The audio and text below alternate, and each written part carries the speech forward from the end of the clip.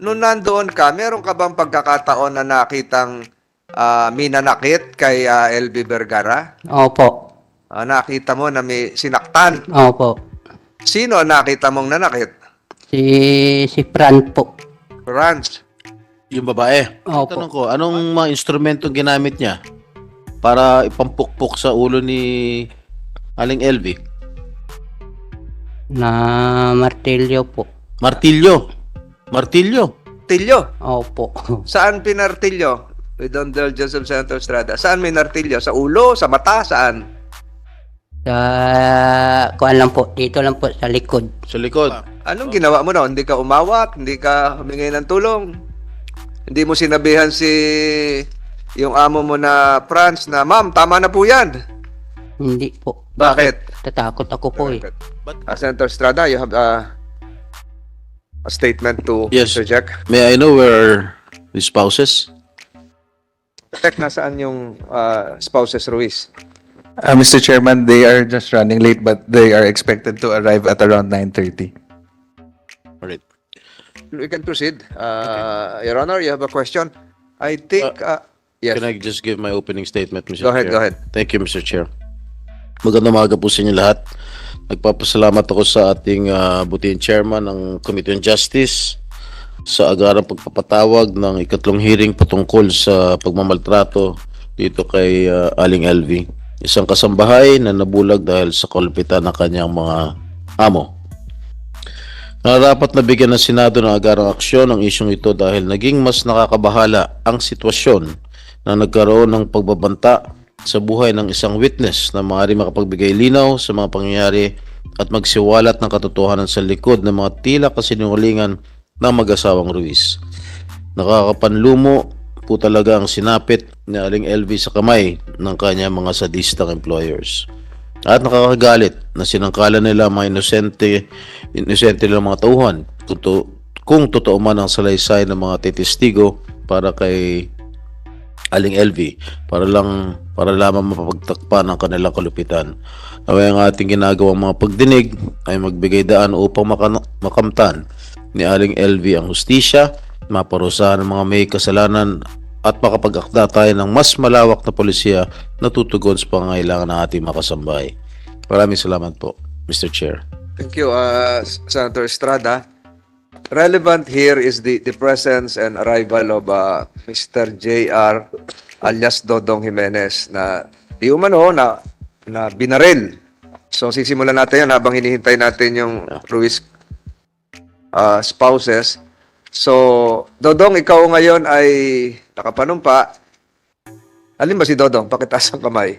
Ayun, doon ako nakatingin sa isa kasi naka-diagonal yung nameplate mo. Dodong, pwede mo bang ilahad sa committee ito bagamat makakakuha rin kami ng iyong sinumpa ang salaysay manggagaling sa Philippine National Police kung ano talaga yung nangyari nung isang linggo na di umano ay binaril ka? Pwedeng ilahad mo yon saan nangyari, anong oras, at ano siguro sa palagay mong personal na motibo kung bakit ka pinagtangkaan sa iyong buhay. Pakibukas yung mikropono. Wala lang po. Wala naman po. Daw panakot ang ata. State mo muna kung taga saan ka, saan ka naninirahan ngayon, at saan ka nagmula ngayong umagang ito. Po, sa Mindoro po. Mindoro, Tubili po. Sa Mindoro, Occidental, Oriental? Oriental po. Oriental. Hindi Occidental. Ano ba? Pwede mo naman tanggalin yung iyong face mask para magkaintindihan. Ayan. Galing ka ng Mindoro at nagtrabaho ka rin ba sa mag-asawang Ruiz? Opo, dati po. Dati. Pero ngayon, saan ka nagtatrabaho? Doon sa Paluan, Tubili po.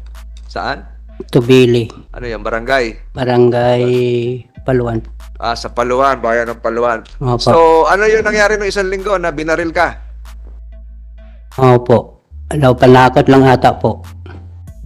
At Panakot. Hindi ko alam eh.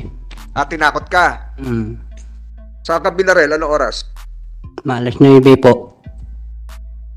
Ng umaga, ng gabi? Gabi po. Gabi. pinasok ka ng Malas Navy. mga PNP. Ah, Namumukan mo ba yung mga pulis na pumasok sa iyong tahanan? opo. Namumukan mo? Pasok sa bahay po. Opo. Na hindi na ko kilala eh. Pero namumukan mo? Hindi po, nakabonit po. Nakabonet. Ilan silang pumasok sa bahay mo? Isa lang po. Isa lang. Tinutukan ka baril o pinutukan ka? Putukan lang po. Buti nakaiwas ka. Tapos papunta ako sa baba, sa likod ng bahay. Sunod sa akin. Putok uli doon sa likod. Paputok sa taas o Opo. sa'yo? Sa baba na, sa taas na po. Hindi tinutok sa'yo. Hindi po. Pero yung unang putok, Sa loob sa bahay po. ikaw ang binarel. Opo. Kilala mo, hindi mo kilala pero anong uri ito ng tao? Mahabang buhok, maiksing buhok? Hindi na ko kilala po eh. Hindi mo kilala. Hindi na ko kilala ang mukha. Okay. Nakabunit po. So, hindi mo sasabing PNP yun, Your Honor, ang pumasok sa iyo. Ano po? Hindi pulis, pwede. Hindi pulis yun. Pulis ba? Hindi naman pulis. O ano? Hindi Ano po. suot? Ano suot? Itim po. Naka-uniforme bang pulis? Hindi po. Naka- Itim lang naka-jacket po. Tapos Naka-jacket nakapantalon. We cannot pinpoint if those involved are policemen or former military soldiers. So, sige, tuloy mo lang. Tapos doon sa bahay, maalas 9 ng gabi, sipa ng pinto. Sipa ng pinto, nagulat ako. Sabi sa akin, dito ka palang nakatira eh. Di ka rito naputok sa loob. Sabi ko, ihi lang ako. Sundan ko niya. Naputok doon sa likod sa bahay. Tapos takbo ko sa palayan. Sa aming palayan. Ano sa palayan? Hindi na po. Doon lang sa bumba sa likod ng bahay po. Nawala na. May narinig ka sa sakyan na umalis, nag-start, motor o kung ano? Wala po. Lakad lang. Iwan ko po, hindi ko alam po. Nagtatakbo ka na. Ilang metro o kilometro ang tinakbo mo? Madilim. Malayo po. Sino ang kasama mo sa bahay? Ako lang isa po. Ikaw lang mag-isa. Opo. Ang bahay yun ng bantay doon sa palayan. Opo, sa mga hayop po. Ano ba amo mo? Si Reyna po. So, iba yung bahay naman ng amo mo. O, iba. May bahay sila doon sa bukid. Anong distansya naman on? Bahay din. Hindi, anong distansya doon sa tinutulugan mo kung saan ka pinaputukan? Doon sa loob po. Mga ilang metro ang layo. Narinig kaya nila yung putok? Na malayo lang ang mga bahay po. Ang lapit sa bahay namin po. Malalayo, walang kapitbahay. Wala po. So, ngayon, for the record, gagaya ng sinabi ni Senator Estrada, walang katiyakan kung ano yung bumaril sa iyo. Kung ito ba ay pulis, barangay tanod, o may mga kagalit ka ba doon? Wala po. Mr. Chair, bago nangyari itong pamamaril, no? Meron ka bang alam na banta sa iyong buhay? Wala po. Wala kang kaaway? Meron bang umaaligid sa iyong bahay bago nangyari itong pamamaril? Wala po. So yung mga pinagtatrabuhan, meron ka bang mga naging kaaway? Wala po. So sino sa tingin mo ang mastermind nito? Ang gumawa nitong, ang nagplano nitong pamamaril sa iyo? Hindi lang ko alam po eh. Ha? Wala ka alam kung wala kang idea kung sino ang nagplano? Wala man po. Pariling ka? Wala man na naman po eh. Wala ka talagang kaaway? Ah, Wala kang banta sa iyong buhay bago ito pamamaril? Panakot lang ata yun eh. Ano po? Panakot lang ata po. Panakot? Bakit? Bakit mo sinabing panakot? Nabigla ako eh. Nabigla? Sabihin na bigla. Ako po. Bigla sa... na nagulat ako eh. Bakit nga po?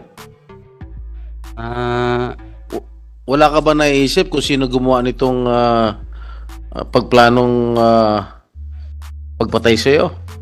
wala po. Pero sigurado ka na talagang gusto kong patayin nung mamang nakabonet? O nananakot lang? Nanakot ng ata po eh. Siyempre, So walang intensyon na barilin ka, na patayin ka? po. Sa tingin mo, walang intensyon na patayin ka? Po. Bakit sa tingin mo tinatakot ka lang? Ewan ko po, bago lang ako doon sa bukid eh. Sino nakakaalam na doon ka nakatira sa bukid? Ewan ko po, hindi na ko alam. Na gabi pala sila doon. Meron ka bang pinagsabihan na doon ako titira sa bukid? Opo. Meron ka bang pinagsabihan? Wala po. Meron ba nakakaalam sa mga kamag-anak mo, sa mga kaibigan mo, sa Wala. mga kapwa pinagtatrabuhan mo? Wala naman akong mag-anak Na- po eh. Ha? Wala na akong mag-anak. Wala kang kamag-anak. So, sa tingin mo talagang sa sarili mong opinion na talagang tinatakot ka lang, hindi talagang papatayin ka. Opo. Hmm? Na may bala na kuan eh. Wala na napapunta sa bahay eh. Ano po? Hindi naman napapunta sa bahay. Hindi, Ellen? Hindi napapunta na sa bahay yung may tao sa bahay eh. Wala naman nakapasok, puro naman may bakod. Tuluyan mo, wala naman talaga nakapasok doon. Wala po. Nagulat ka lang, may nakapasok. Sabi mo, sinipa yung pinto, di napasok ka. Iwan ko po di nadadaan. Hindi ko alam lang. Hindi mo alam kung saan dumaan. Opo. Walang aso doon, walang nanonood ka raw ng TV, sabi. Opo. May kaso ka na ba dati sa kapulisan with the permission of Senator Estrada? Wala po. Wala kang kaso, wala kang hindi ka nakasuhan. Saan ka dati nakatira bago dyan sa amo mong yan? Primero po, nagtrabaho kami po eh sa Ilacapran. Sino ang Franz? From Lois. Franz Ruiz. Doon kami nagtrabaho po. Anong bayan yon? Apo. Anong bayan yung pinagtatrabahuhan mo dati kina Franz Ruiz? Sa Mamburao po. Mamburao. Tapos ito ngayon, kung saan ka pinaputukan, ay Paluan. Opo. Lumipat ka na ng bayan. Opo. So, nabanggit mo kanina, nagtrabaho ka kina Franz Ruiz. Ganun katagal ka nagtrabaho doon? Kuha lang ako rin po. Isang taon lang ata ko doon po. Isang taon. So, nung nagtrabaho kina yung mag-asawa na Ruiz, ang pinasukan mo, anong trabaho mo doon? Sa mga gurlayan po. Gulayan. Opo. Ikaw ang naghahakot, nagtatanim mo, ano? Hindi po. Nagtatabas. Kami nagkuha na baba ng mga gulay sa Palengke. palengke po. Ayun. So, nagtrabaho ka. Nung nagtrabaho ka sa mag-asawang Ruiz sa Mamburao, may nakakilala ka bang LB Vergara? Opo. Ano ibig sabihin nakilala mo? Nakasama mo sa trabaho? Opo. Kasama namin trabaho yon. Ha? Kasama namin trabaho. Kasama mo sa trabaho. Ibig sabihin, isang bahay lang ang tinitira nyo. Opo. Araw-araw nakikita mo siya. Araw-araw po. Araw-araw nakikita mo. At doon sa mahigit isang taon ka kamong nagtrabaho doon sa mag-asawang Ruiz, nung unang punta mo doon, sino nauna sa inyo nung LB Vergara? Ikaw o siya? Siya po. Nauna siya. Opo. Tinatnan mo na lang. Ha? Inabutan mo na lang siya doon. Opo. Ayun. Nung inabutan mo siya doon, nauna siya, hindi mo alam kung gano'ng katagal. Nakakita pa siya noon? Opo. Yung dalawang mata, nakakita pa. Opo. Ayun. Tapos, nung umalis ka, nakakita pa siya? Ikita po po. Hindi, yung meron pa siyang paningin, nakakakita pa siya? Mayroon pa po. Nakakita siya po. Siya. Opo. Ilang mata? Dalawa po. Dalawang mata. Hindi pa siya bulag. Hindi pa bulag na masyado po. Hindi pa bulag. Ay, sabihin na, hindi pa bulag masyado. Malabo na? Opo. Kaliwa, kanan? Kanan po. Kanan. Pero, nung nandoon ka, meron ka bang pagkakataon na nakitang minanakit kay LB Vergara? Opo. Nakita mo na may sinaktan. Opo. Sino ang nakita mong nanakit? Si Fran po. Franz. Yung babae. Opo. Paano, with the permission of the chair, Go ahead. paano nanakit si Aling Franz, si Ma'am Franz? Na, Anong ginamit niya? Nanuntok ba? opo. Nanuntok. Sarili niyang kamao? Ano pa? Nanuntok. May ginamit ba siyang mga instrumento katulad ng kahoy o bakal? Pinukpok sa ulo niya? Opo. Ano nga? Hindi, sabihin niyo sa akin.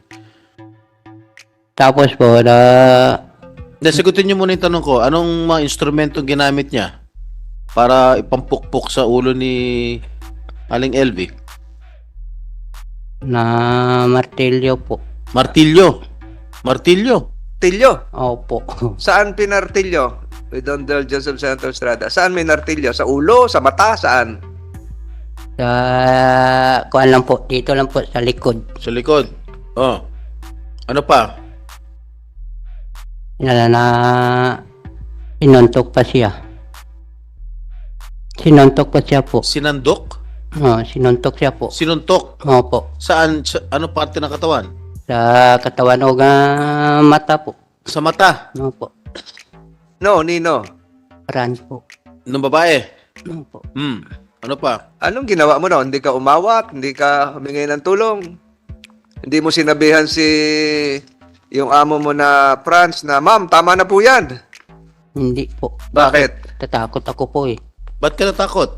Alam mo na minamaltrato yung kasama mo sa bahay. Balik kami mag-away eh. Wala kang ginawang aksyon. Ulit? Ayaw ko mag-away po eh. Kaming dalawa eh. Hindi pa rin eh. Tatakot ko eh. Siyempre babae yan eh. Okay. Mang Dodong. Ilan taon ka na ba? Mang Dodong, mas matanda pala ako sa'yo. Dodong, ilan taon ka na? Naigit ng 30 po. 30 anyos ka na. Opo. Okay. Kalahati na edad ko. Gaano kadalas saktan si Aling LV? Magabi lang siya po nasaktan. Ha? Gabi po. Gaano kadalas mo nakikitang sinasaktan si Aling LV? Diyan kami po eh sa loob sa kusina. O nga, gaano kadalas? Araw-araw ba siya ginugulpe, sinusuntok, minamartilyo? Dalawa po. Anong dalawa? Dalawang gabi po. Araw. Dalawang gabi mo nasaksihan Opo. ang panununtok ni Aling LV o pagmamaltrato kay Aling LV. Dalawang araw lang? Dalawang gabi po eh. Ano, sumagot ka. Alam mo, Dodong, huwag ka matakot at bibigyan ka namin ng seguridad dito. Nandyan mga kapulisan natin. Sige. So, ilahad mo na yung tunay na pangyayari kung ano ang nalalaman mo. Buong nalalaman mo sa pagmamaltrato, sa panununtok, pananakit kay Aling LV ni Ginang Franz. Meron na yan. Bago ako napasok doon, sinuntok siya. Sinuntok, sipa, tadyak, untog sa CR, sup-sup sa loob ng CR sa duro. Hindi, kasi ulitin mo nga ano. Nandun ka rin sa CR? Nakita mo? Opo. Malaki ba yung CR? Wala na po. Isa lang CR namin doon po. Malaki. Bukas yung pinto. Ano nangyari? Paano mo nakita naman yun? Nasa CR. Opo. Kita namin doon po sa may kuan. Bukod sa'yo, sino pa ang nakasaksi nito? Sino nakakita? Ikaw lang o meron pa iba? Wala na po. Wala nang iba. Nung nakikita mong ginugulpi si LB, manang LB, ikaw lang ang nakakita. Wala nang iba? Wala nang ibang kasamahan ka sa trabaho na nakapanood din? Wala po. Ikaw lang. Opo. Meron bang alam ka na insidente na ginulpi rin si manang LB pero wala ka doon, iba naman yung nakakita? Opo. Meron naman ganon. Opo. Sino naman yun nakakita? Iwan ko po, hindi na ko alam. Siyempre, karmi ako sa bukid eh. Umaga lang ako papunta sa bukid eh. Pero itong pinangyarihan kanina, na sinasabi mo may kusina. Anong ginagawa mo doon sa kusina? Doon ba kayo nakain lahat o nakuha ng pagkain? Opo. So gabi-gabi nakuha kayo ng pagkain? Opo. O nakain doon? Doon kami kumain po sa loob.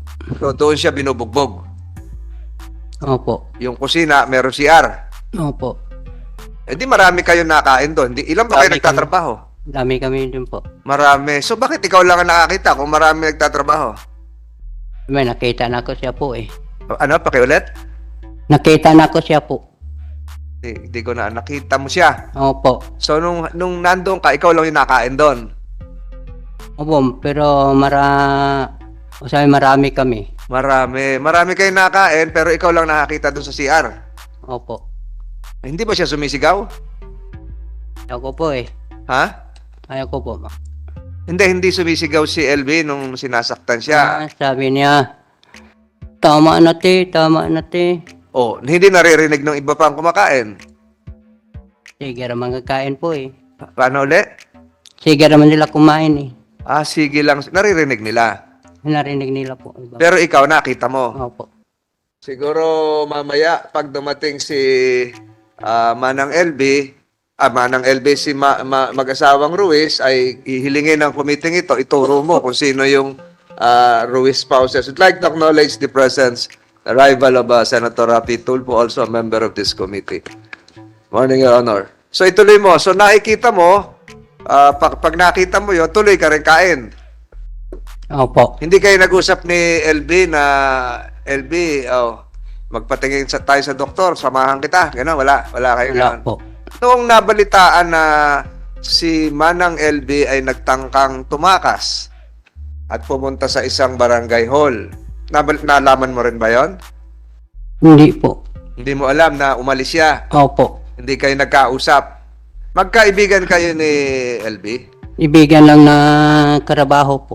Hindi, sabi, magkakilala kayo doon kasi nakikisabay kayong kumakain, sabay kayo doon sa nagkakarga din siya ng gulay? Hindi po.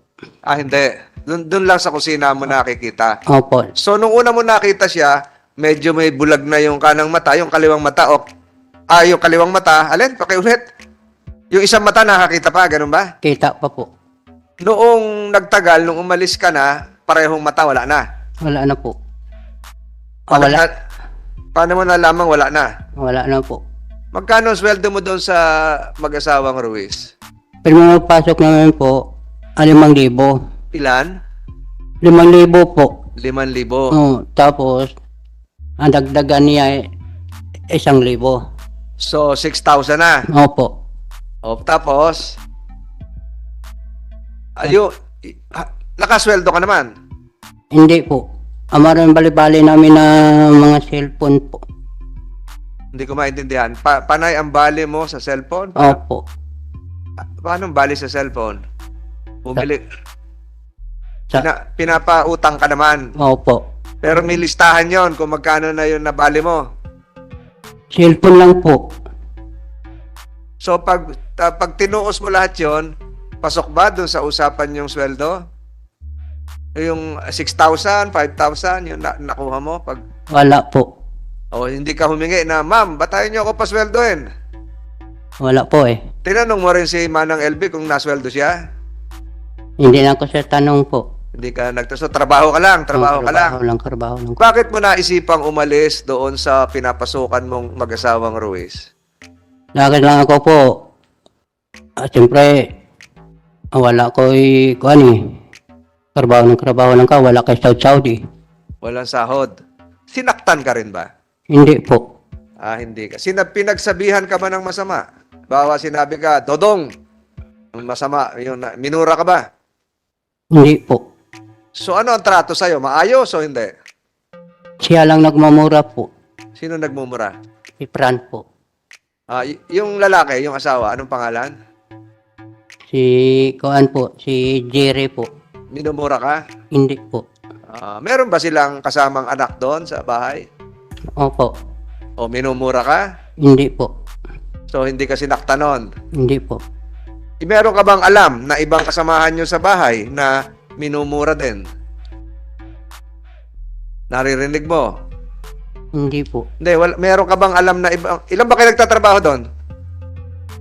Marami kami O po. meron bang ibang nabalitaan ka na minamaltrato din, minumura, sinasaktan, bukod kay Manang LB? Iwalan ko po sa iba. Hindi ko alam po eh. Wala ka na, hindi kayo nagkukwentuhan, hindi kayo nag-uusap. Hindi po. Tahimik lang kayo doon. Hmm. Oo. Mr. Chair. Senator Estrada. Thank you, Mr. Chair. Kasi binasa ko yung sinumpaang salaysay, no? At ang iyong pahayag, nakalagay dito, nakita at nasaksihan ng dalawang mata ko po ang halos araw-araw pong ginagawang pananakit, panggugulpe, at pagmamaltrato nila kay LV, lalong-lalo na si Mrs. Ruiz, na walang awa, walang puso, walang kaluluwa, at hindi makataong ginagawa niya sa kanya, kagaya ng pagbubugbog, panununtok, paninipa, pagumpog ng ulo ni LV sa CR at Inidoro.